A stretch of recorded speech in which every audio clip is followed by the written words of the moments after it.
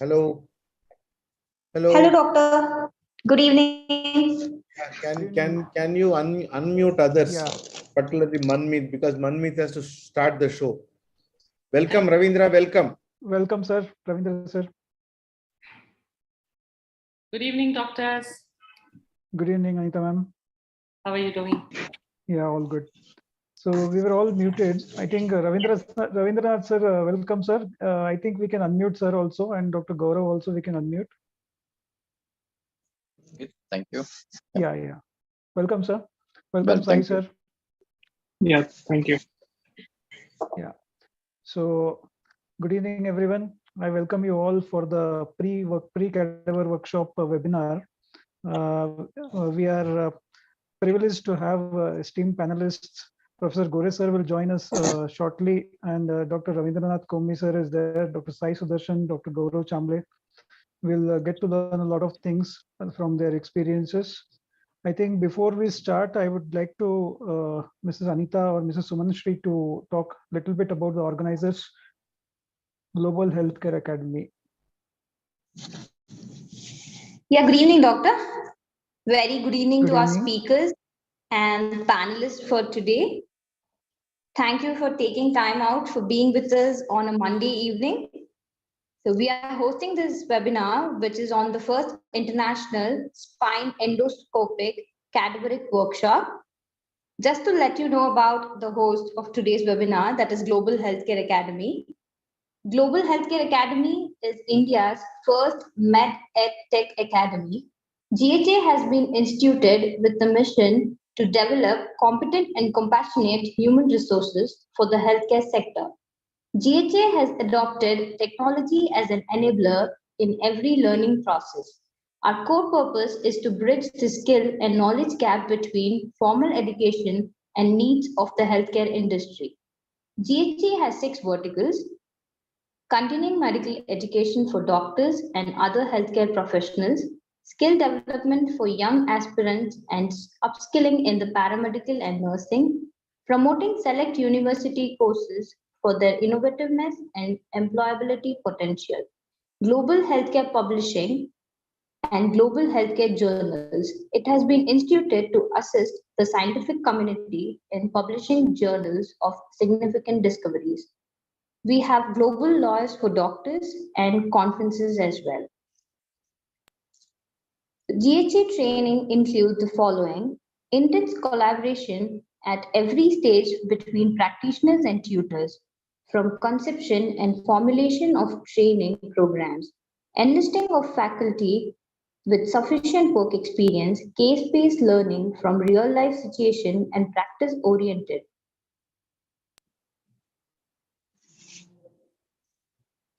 Welcome you all, doctors. Over to you, Dr. Manmeet Singh Chabra. Dr. Manmeet Singh Chabra is consultant neurosurgeon and spine surgeon at Sagar Hospitals, Bangalore. Over to you, doctor. I welcome you for today's webinar session.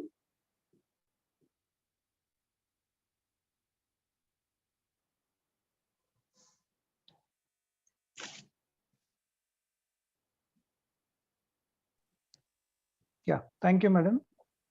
And we have our panelists, Dr. Sai Sudarshan, Dr. Ravindranath sir, Professor Gore sir will be joining us soon, and Dr. Gaurav Chamble.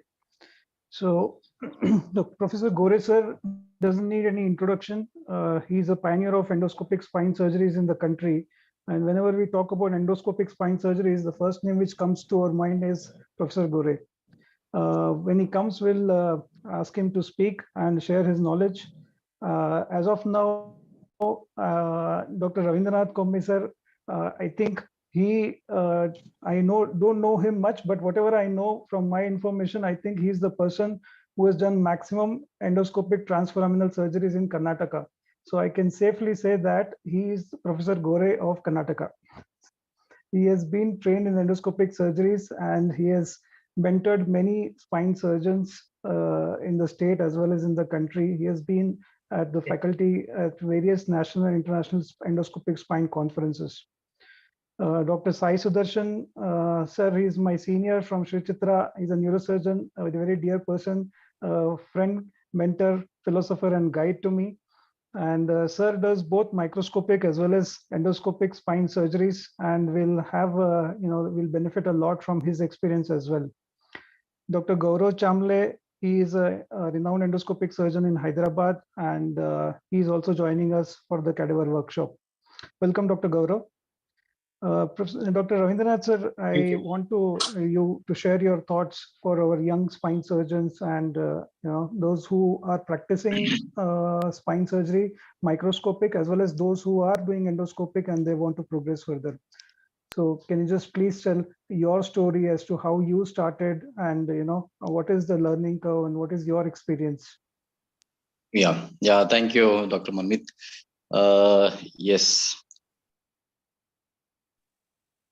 Yeah, I started my endoscopy training way back in 2010, and that was when, by chance, it was a chance because I got to know about Dr. Gore because he had organized a one-day workshop in Mysore. I was not part of it, but then I heard through somebody, and then I went to Dr. Gore, contacted him, and he was kind enough to allow me to attend his see the cases. And but then it was a very tough call. It was a very tough call because by then I was just an open spine surgeon, so doing case under general anesthesia. And what Professor Gore was doing was entirely different. I mean, you do a surgery under local anesthesia, and yeah, what you see by naked eye is different from what you see through the scope on the screen. So yeah, initially it was very difficult to sort of correlate the images and what you're doing, what you're observing, in fact. But then it took quite a time in the sense like I kept sort of bothering him every now and then. I used to visit him for 2 weeks, 3 weeks, and it was only after 6 months of this repeated sort of visits to his place that I gathered a little bit of courage to buy the instruments and start my surgeries. And yeah, I should say my decision was I can say one of the best decisions of my life because I mean, I had belief in Dr. Gore and I had belief in the surgery that time. There were many sort of apprehensions or naysayers who would always comment a thing about endoscopic spine surgery, saying that not everything can be dealt with this surgery, say like migrated discs or epidural discs or things like that. But then as we progressed over a period of time with inputs from other endoscopic surgeons like Dr. Mahesha, Dr. Sukumar, everybody had played a role, and we could get some more instruments, and we were comfortable dealing with all types of disc herniations. So over a period of time, I mean, more and more as we did more and more surgeries, as we solved more and more cases, and naturally the word spread around, and the surgeons started taking interest and coming for training. And now we can confidently say that Dr. Gore has spent 20 years in this field. I have spent almost 10 years in this field, and I can say now the youngsters who are coming to get trained, neurosurgeons as well as orthopedic spine surgeons, it's a treat to watch them because they are coming up because they see that this is possible. It's definitely possible, and the results of the patients speaks for themselves. So I am definitely glad to be part of this program. In fact, we used to conduct before COVID. Every year we used to conduct a program in MS Ramaya in the Advanced Learning Center. And I'm happy that this year GHA, along with Dr. Manmeet, are taking up this job. And I'm very happy and to be part of this program. And I'll do my best to impart the knowledge or the skills to the participating delegates. Thank you. Thank you, sir. It's an honor. It's an honor for us that you are a part of the program. What do you think for a transforaminal surgery is the most important step? What the students or what the participants should learn when they come for the cadaver workshop? The first and foremost thing I feel is they should know the anatomy well, because if you go back, if you rewind your years of MBBS, I'm if not 100%, I'm 99% sure that most of the as an MBA graduate, we will not have spent much time looking at the intervertebral foramen and what are the contents of the foramen. So this is something now you need to go back to your dissection hall and see what is the foramen, what are the boundaries of that, what are the contents of that, and at the same time practice on the cadaver initially to see that where your instruments land, where your needle lands, and where exactly you are. And along with that, what the second thing, what the most important is your imagination, the three-dimensional imagination. That's what is most important to be a successful endoscopic transformal endoscopic spine surgeon. Interlaminar, it's extension of the same. So we know it. We are already as open spine surgeons. We have experience of that. But transfemoral is totally a different ball game altogether. So yeah, once you know that the structures, you're not going to injure or hurt any structures. You're going to enter the interval foramen and you are safe distance from the traversing route, from the exiting route. Then, yeah, the initial hesitation will be there, of course. But then as you focus and as you put your imagination to work, then I feel over a period of time, not initially, definitely it might take around 30 to 40 cases for you to actually know where you are, what you're doing, how to how to grab the fragment, where to land. So all this will come with experience. So definitely it's a learning curve. Yeah, I will not too much insist on that steep learning curve, which is a sort of a standard phrase for our train as a training. Steep, and there's nothing steep, I feel, because yeah, things can be easy for some, little difficult for some, and very difficult for a few. As human beings, we are born with some talent, some skills of our own. So transformer also goes that way. Some people I have seen participants coming for many conferences still yet to start because they are unable to imagine or grasp what exactly is the surgery is. Whereas there are a few who just come and the very next conference they start doing the cases. So it's as I must say, it's a combination of everything. It tests your imagination, your skills, your courage also, of course, because you're doing under local anesthesia. So we need to coordinate with the patient, their apprehensions, their pain levels. So accordingly, you need to take the surgery forward. Yeah, but I don't think it's very difficult. I mean, if I can do it, then definitely anybody else can do it. So it's just a matter of focus. You're putting your focus there and be courageous and start learning the things in a proper way. That's all it is. Okay.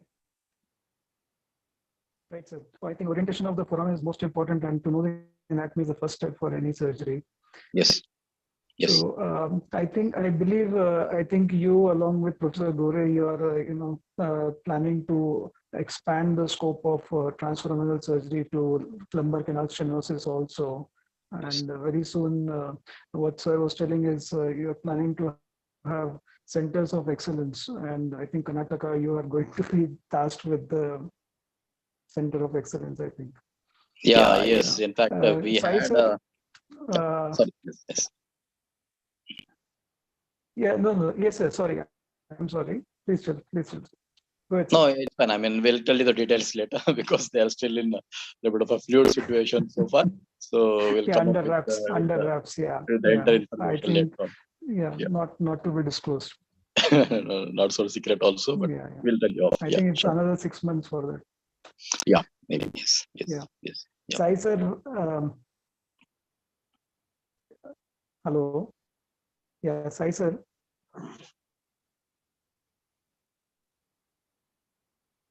Sir has to unmute himself. Unmute, sir. Hello, sir. Am I audible now? Yes, sir, you are audible. Yeah.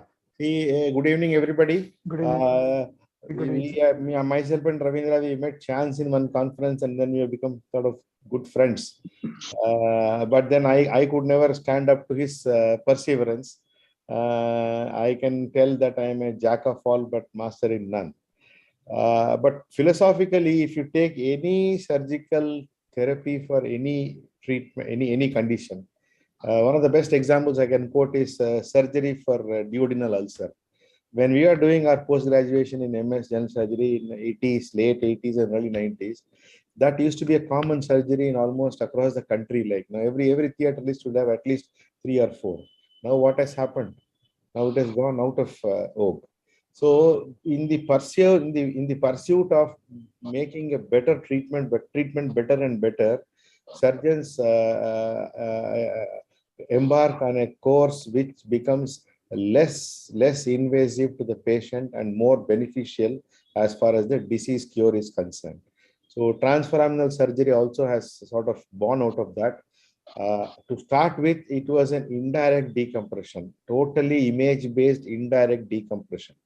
People used to blindly put a needle inside the disc and then take out some disc material with an expectation that the prolapsed material will get back to the created cavity in the disc space. Well, people might laugh at that concept nowadays, but that concept put the seed of the start of the transforaminal endoscopic procedures in general. Now, with the advent of arthroscopes and arthroscopes getting refined into spinal endoscopes, now the illumination has become bigger, better, with better magnification. One can access the entire disc pathology on one side. People can even, doctors can even target even the central disc also from a transforaminal route. Then the main idea or the main thought block for any surgeon to start with embark on this journey is this anatomy is totally new for everybody.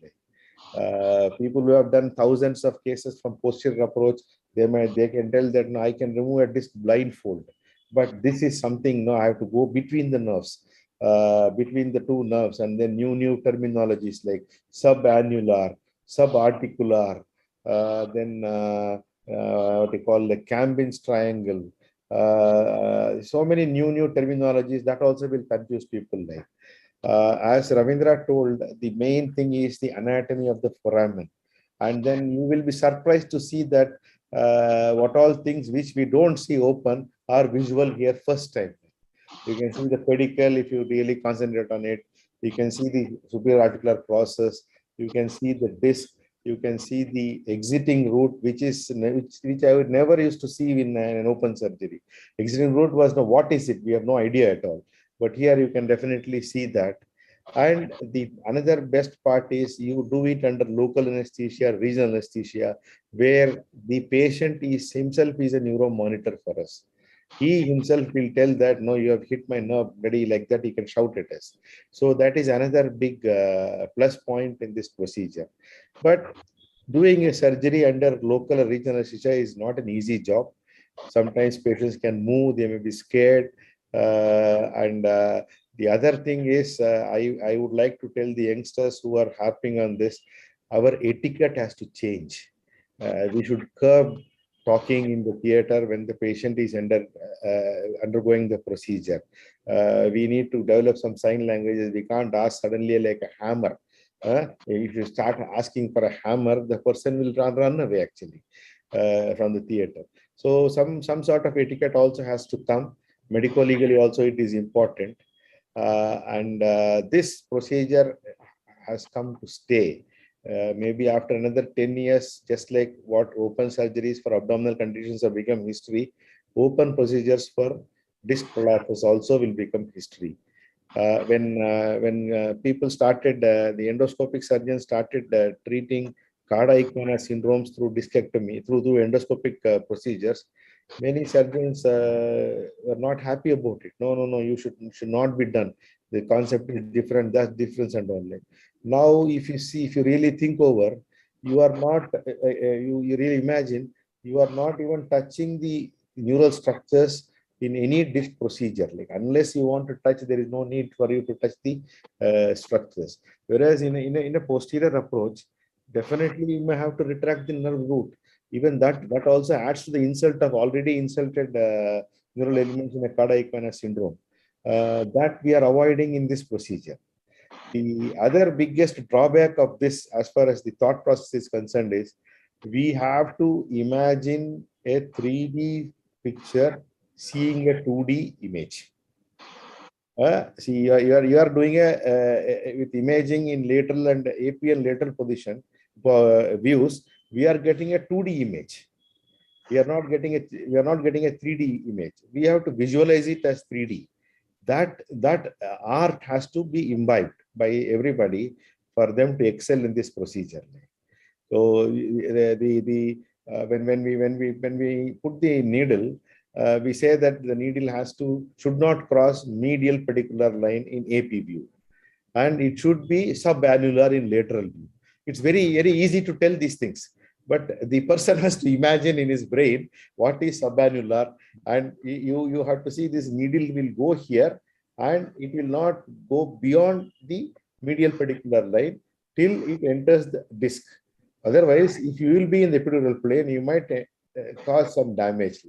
So this concept has to be imbibed very early. If people who get this 3D concept, seeing a 2D image, they will do very well, like Ravindranath, Sukumar, and others.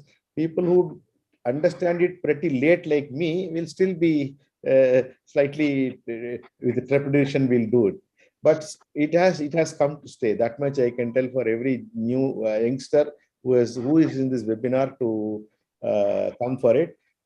Please think about these things, and then before you come, if you can read up the anatomy of the intervertebral foramen from outside, seeing the superocular process, the pedicle, what is the relation with each pedicle, upper and lower pedicle, and take it as a very big thing, intervertebral foramen. Your understanding will definitely be better during the cadaver program. Thank you. Sir, I think you are being very modest by telling that you're a late learner. But if I know, like whatever I know from you, you not only Jack, you're master of all the trades. from neuro interventions to everything, endoscopy in spine, and you are now the king of Ranchi. Okay. Dr. Gaurav, we haven't met, and I think you are still just coming out of the OT. Yes, sir. Yes, sir. Sorry for the inconvenience. Actually, I just finished up a case half an hour back, and I'm meeting you like this. I'm from Hyderabad, and I was a student of during my tenure in neurosurgery. I was a student of Dr. Sai Sudarshan sir, and I along with Dr. Sukumar sir also. So I finished here in Hyderabad, and then I continued my perseverance in endoscopy. And now I'm working in Hyderabad and Asian Spine Hospital doing regular endoscopic procedures. So now I am the, you can say, the youngest among all them. And because of courtesy of Sai sir, I'm here. Youngest and most enthusiastic endoscopic spine surgeon. You So can say thank so. you so much. Thank you so much for joining. And Thank you, sir. you were doing, before starting endoscopic work, you were doing microscopic discectomy. Yes, sir. Yes, sir. I was. Yes, sir. I am exposed to everything, like open, conventional, microscopic, and then I moved to the endoscopic. Sir. So how difficult or how easy it was for you? I'll say understanding the procedure for me, it took as a resident, I've seen these procedures in when Sai Sudarshan sir was doing, when Sukumar sir was doing. So for me as a resident, it took around 1 to 2 months to identify the structures, get oriented to ourselves, to the anatomy. And then probably say after 1 month or 2 months of continuous, the only thing is that you have to see it repeatedly. You can see in 1 or 2 days or 3 days, you'll forget after once you go to your own open practice. So only key here is go on seeing what you can, how much you can see. That is the key here. Okay. And do you need to convert it into sometimes endoscopic interlaminar approach to and microscopic approach? Do you need to convert it? Very rarely. I have seen only in, say, you can say 4 to 5 times, not in my last 4 years of my practice here in Hyderabad. Okay. Wonderful, yes. wonderful. So we'll look forward to your participation in the cadaver workshop. Thank you, sir. Yes, sir. Sure, sir. It was nice meeting you. Same here. So I think Professor Gore sir has joined. Welcome, sir. Yes. You have to unmute him.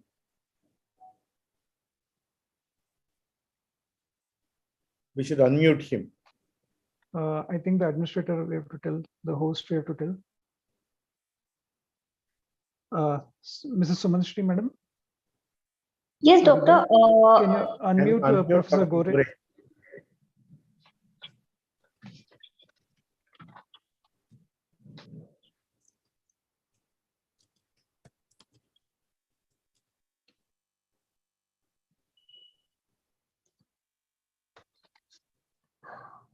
Doctor, if you can help me with the name of the device. Professor Dr. Satish Chandra Gore. Then I'll okay. just see. No, no one in that name, doctor. So Sai sir, how did you get to know? No, he has messaged me. I'm messaging him again. Because Satish is written one. Last name is Satish. I think that one. Not able to see that. One of the participants is Satish.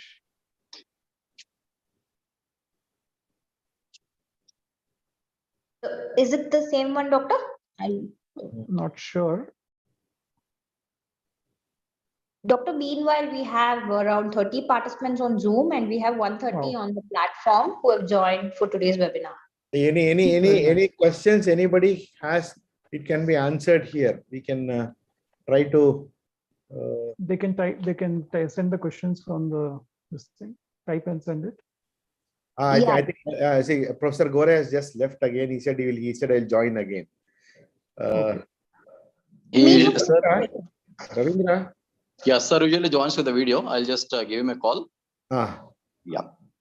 See, you have anyway. I'll talk to you later about this. Let us not talk about. Participants, anybody can have any apprehensions, any doubts.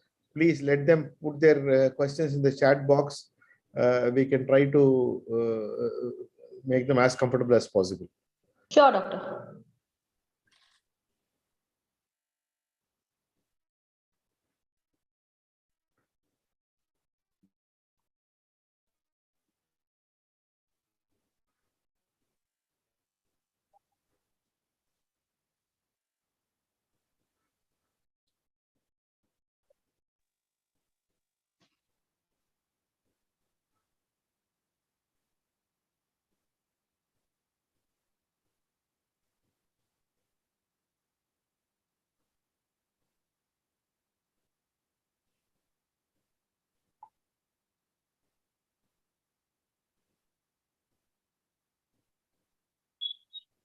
Sir is still not there, no? He is not yet joined. No.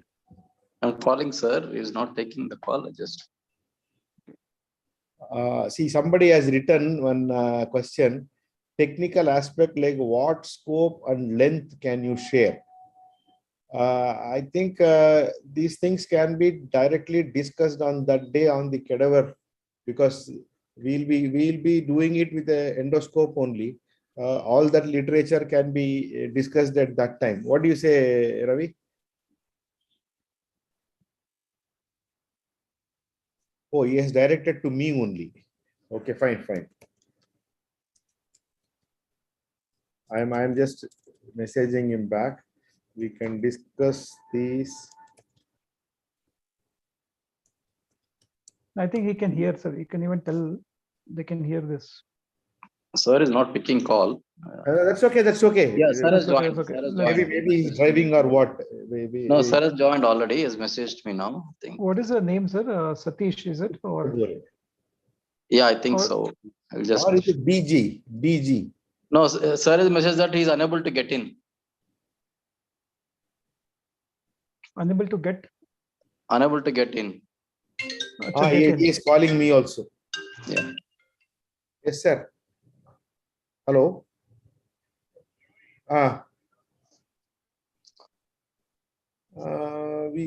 just saw your head once, sir, and then after that I also missed you. Yeah, sure, sir, sure. I'll tell Sumana Shri to. See, he's unable to get in, boss. I don't know why, but whatever. What is the name, sir? What is the name with which he has joined? Can you ask him? Satish Chandra Gore. No, yeah. Connecting to audio, I think it is there. No.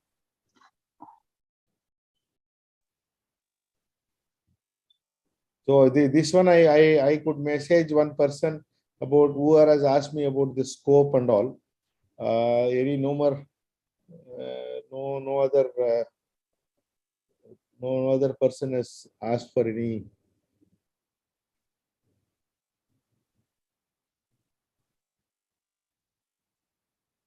So coming to the program that day, this is for all the participants. Anita is there. Mrs. Anita is there, please. I think Mr. Manishri is there. No, doctor, I'm there. Sumanashri, you are looking after, na? So can we have a schedule like no? When are we going to start? I suggest first day we'll have a talk by Professor Gore. Then after that we will he will demonstrate on one specimen, and then once everybody sees that, they can all go to their respective tables and start putting the needle. Sure. Any change, any additions, Ravindra? Yeah, sir is joining now. No, I'm just briefing the schedule. We'll start the program with a talk by Professor Gore. After that, he will first do the procedure. For one, he will demonstrate on one cadaver. We can beam it to on TV or monitor there. Then they'll all go to their respective tables, and then we'll start it. I am definitely trying to keep as less people for each body, so that everybody gets a feel of the putting a needle and then putting a scope inside.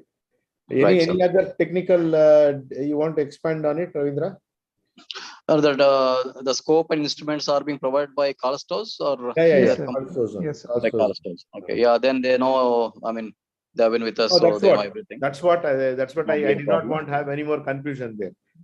And MS Ramaya, of course, these programs have been done, so they also are aware of what we need, and definitely I think there should not be much requirements. Yes, sir. Yeah, definitely. Yes. No, I suggested like no great not to load with more lectures. More time spent on practical work. It will be because we have a short time. One-to-one discussion. That's all. Like if any student has any issue, if I'm not able to answer it, I'll take him to Professor Gore and then he'll clear it up. Yes. Sir's introduction and his talk about his journey and 30 minutes, and the basic things, maximum. And the basic things about transform endoscopy. And after that, we can go to the cadaver and we can start. Yes, that should be fine. Sir is trying to join, but I believe there is some problem. Technical issue. Yeah. I have just joined. I don't know. Okay. Yeah. We can hear you, sir. Welcome, sir. Okay. We can hear you. Thank you. Good evening, sir. We have just in your absence, we have just told all the participants about. I heard Ravindra talking about steep learning curve. I heard you talking about the change in the technique. I heard Dr. Gaurav about his experience of last 4 years. I was only on audio that time probably, but okay, so go ahead. I'm listening. If you want to ask any question, please ask. Otherwise, things are fine. Please go ahead. No, so it's so good to see you, sir. After a long time. And sir, we want you to share your experience and advice for young spine surgeons. Basically, any endoscopic spine surgeon in the country is either directly or indirectly your student as of now. So even the youngsters, it's so good that you are, imparting your knowledge and skills to the youngsters.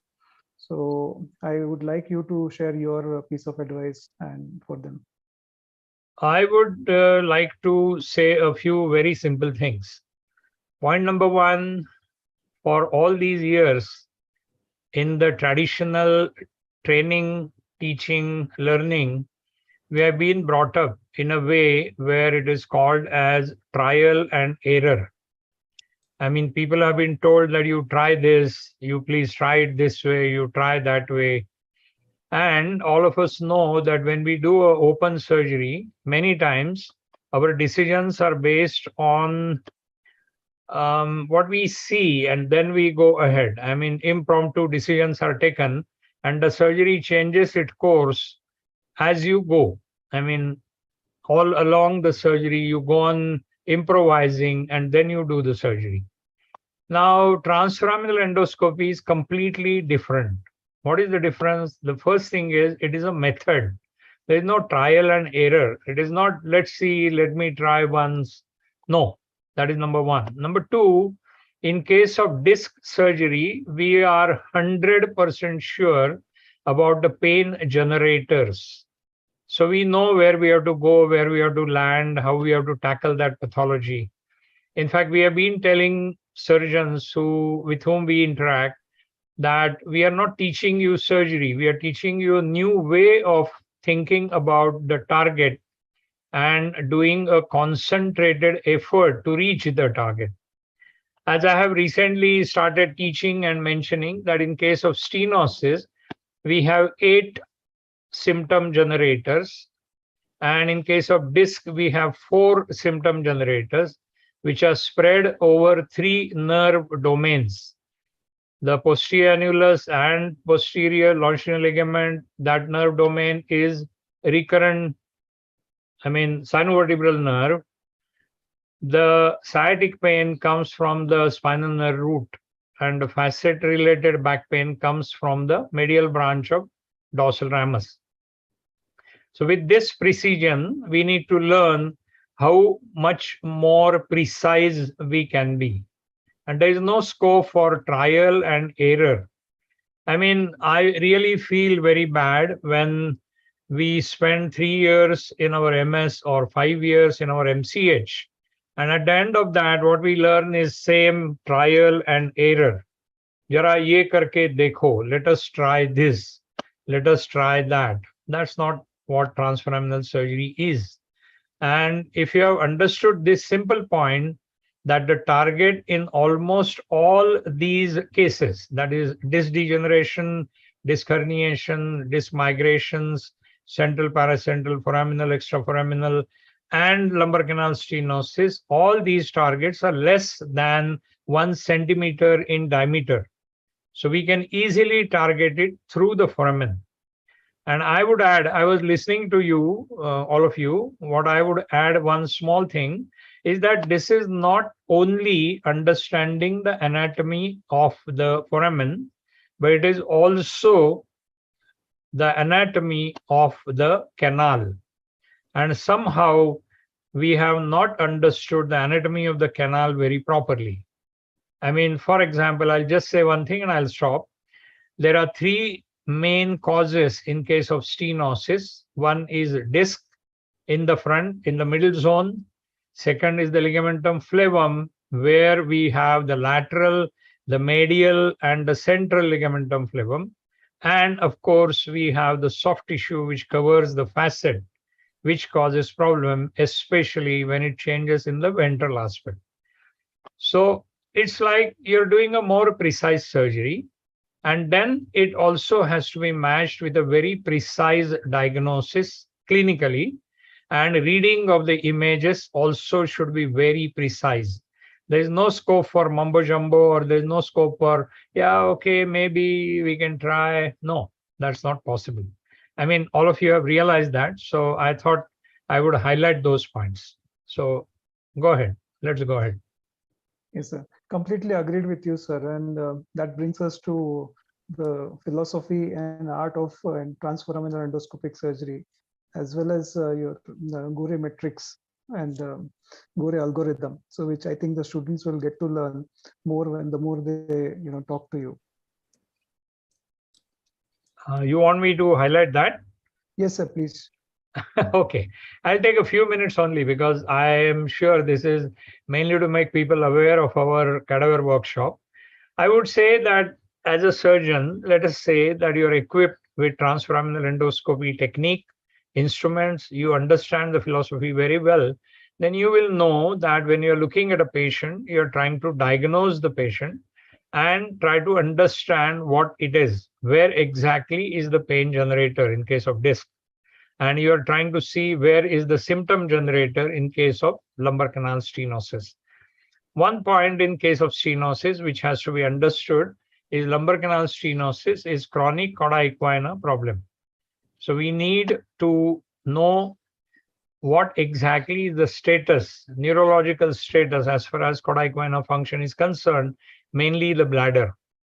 Now, in very short, I will say there are only 6 symptom groups in case of degenerative lumbar spine, and these are knee pain, heel pain, groin pain, and coccygeal pain as group number 1. Back pain because of disc as group number 2, where you have a posterior tear with trapped nuclear fragments. Group number 3 is facet-related back pain. Group number 4 is sciatic pain.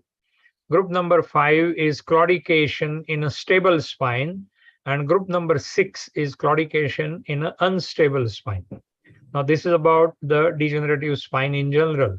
And you know there are 4 main pain generators. One is the posterior annulus, second is the anterior dura, third is the inflamed and compressed nerve root, and fourth may be tissue which is subarticular below the facet joint, etc. In case of stenosis, you have the same 3 tissues, the disc, the facet, and the ligament changing, and where we have now started talking about the zones.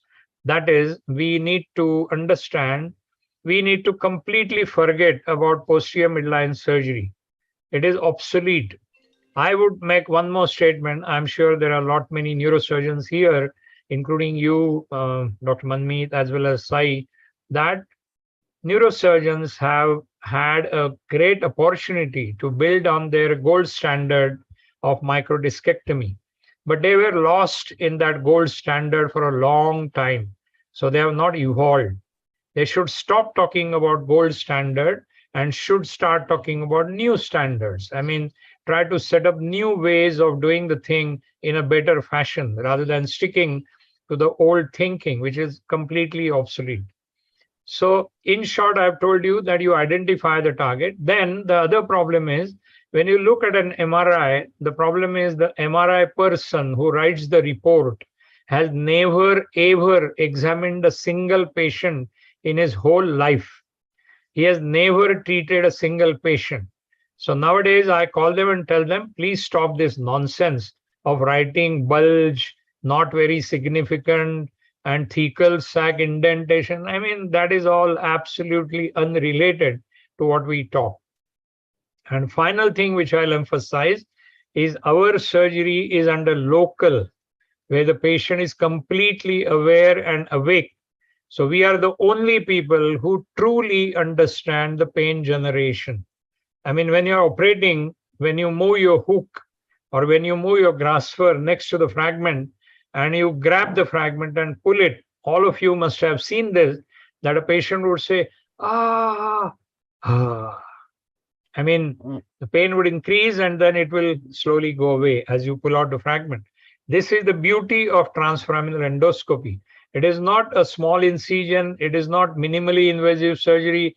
It is in a patient who is completely aware and awake. And that can be extended to stenosis, where a person with comorbidities can be operated very safely. Somebody who is aged, who is diabetic, hypertensive, coronary problems, obese and all that, all those things can be managed under local in a stitchless way. So that would sum up a lot of things.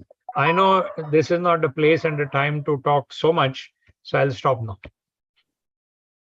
So it's never enough when we are listening from you. Yeah, And, I must say, I listened to Yeah. sir maybe more than 100 times now. I still But when he remember. speaks, I still remember feel sir is out. talking we till always from want to you to Gerwan. talk more and more. And Yeah. and as you said, gold standard, when we say anything as gold standard, we stop evolving. You know, we stop learning new. We stop, Yeah. you know, we put a boundary to ourselves that yes, we cannot improvise further. We have achieved the limit. And that is when we stop learning. Yeah. So I think there is one question. Sai sir, can you see there is one question addressed to you? Somebody has, Wahida has from Pondicherry. I'm in touch with her. I'm messaging her privately. Okay, fine. So I think it's going to be a great workshop, and for anyone to start learning any new thing, the best way is to learn from the masters and to learn from the cadaver workshops.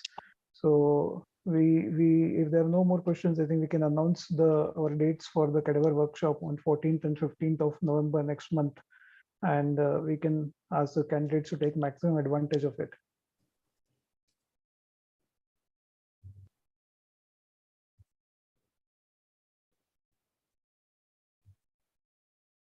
Yeah. Sai sir, anything? Sai sir, you want to give any input? Nothing. So thank you so much, sir. Thank you so much, Gore sir, for Thank coming and you. joining and for agreeing to be a part of our workshop. Ravindranath sir, thank you so much. Dr. Thank you. Gaurav, Dr. Thank you. Sai sir, thank you so Thank much. you, sir. And I thank all the participants and Global Healthcare Academy for making this possible. Thank you. We're looking forward Okay. to seeing most of you in most of the participants in the Cadaver workshop. Sure. Thank Yeah. you, sir. Good night. Thank Okay, Thank good you. night. Thank you very much. Thank you. Bye-bye.